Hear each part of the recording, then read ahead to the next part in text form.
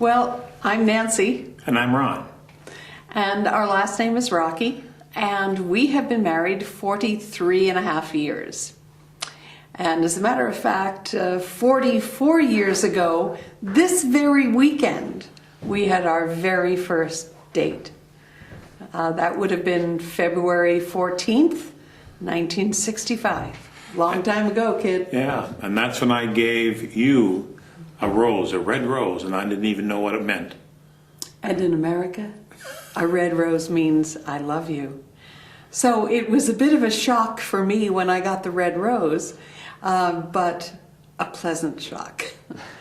I was very attracted to my husband immediately, and I found out later, he to me as well.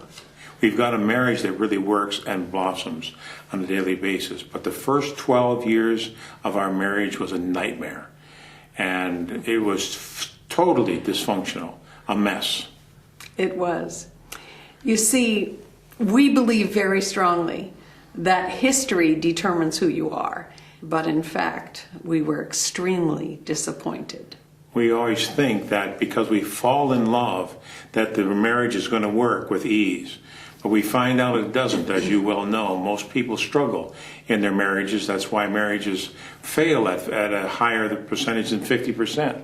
But what we don't understand is that our beginnings, our very beginnings in childhood, in the womb, and the first few hours after birth have a tremendous impact on who we are as an adult and how we relate to one another.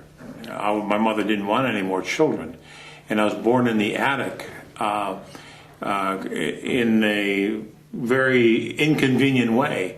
And my mother went straight to the hospital, leaving me behind with my sister, a 9-year-old, to raise me.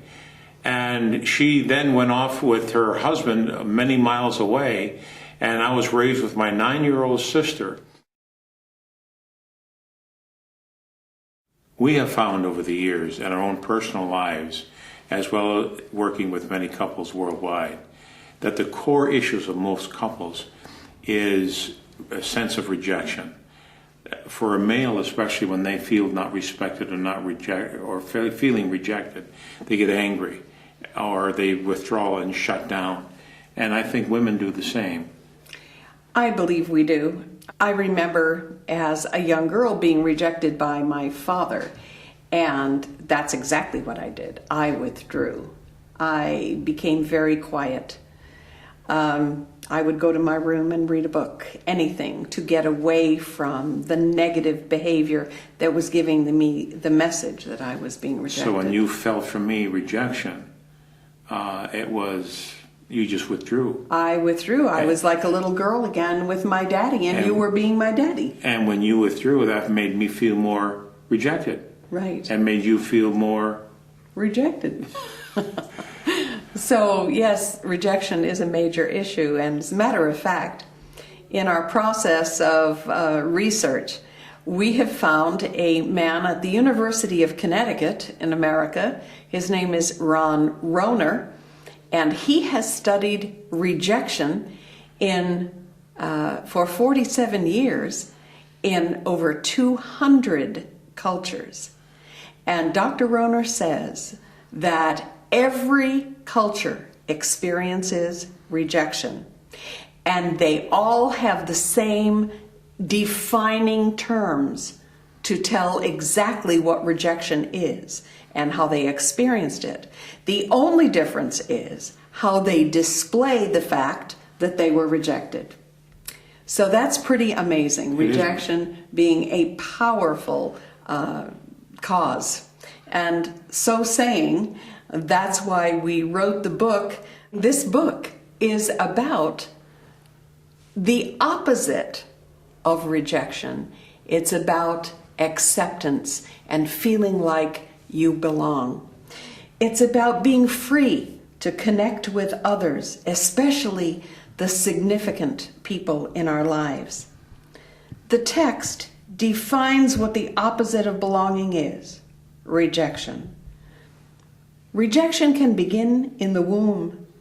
If a mother and a father do not want the pregnancy, if the pregnancy is inconvenient, if it's outside of marriage, and there is shame attached.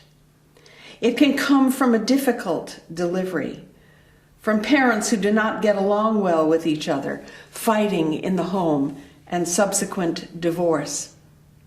Abuses received, physical, sexual, emotional abuse. It can come from needs being unmet. The book offers knowledge designed for personal application and understanding, and it also offers the tools to move beyond the pain of rejection to discover the freedom of acceptance.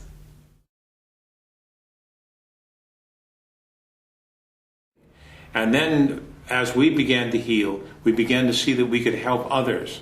And this is why we're here, to help others. We've been doing this now for well over 20 years on a full-time basis worldwide, helping others to really find that they can have a marriage that's worth living in this world. So we each have a master's degree in marriage and family therapy, and we have a doctorate in counseling psychology. And those years of education and understanding really gave us a great deal of good information, which we then applied to ourselves, looked internally, and started to use. And that made a major difference. In fact, though, I really applied it to you, not to me, because I didn't think I had any problems. Well, yes, but isn't that sort of typical of a guy who looks outside of himself for the blame, and a woman tends to look inside of herself? Yeah, see, that's the whole point. If you would have changed, then I would have been all right. And so we think of each other. Most people really want a relationship that really works. But many people don't think that it's possible, and it is. You see, there might be only 50% go into divorce, but there's a 50% that do have a marriage that works, and you can have it as well. We have found it, you can too, despite your beginnings. How true.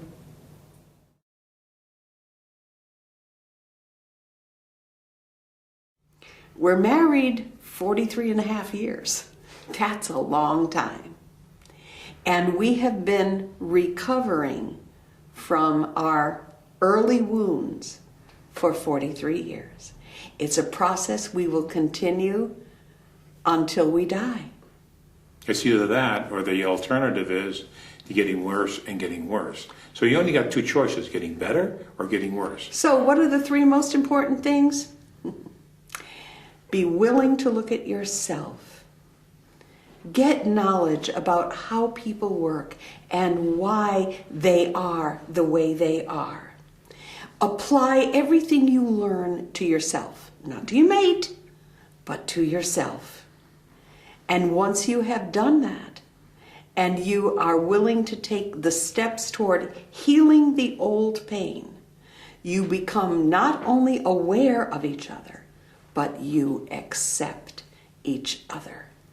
And instead of complaining about the little things, like the socks left beside the bed that I pick up in the morning, I look at those same socks on the floor, and instead of being angry, I say, thank you, God, that those socks are there. Because there may come a day when he's gone, and there are no socks to pick up. See, that's the difference. If you're teachable, you are fixable.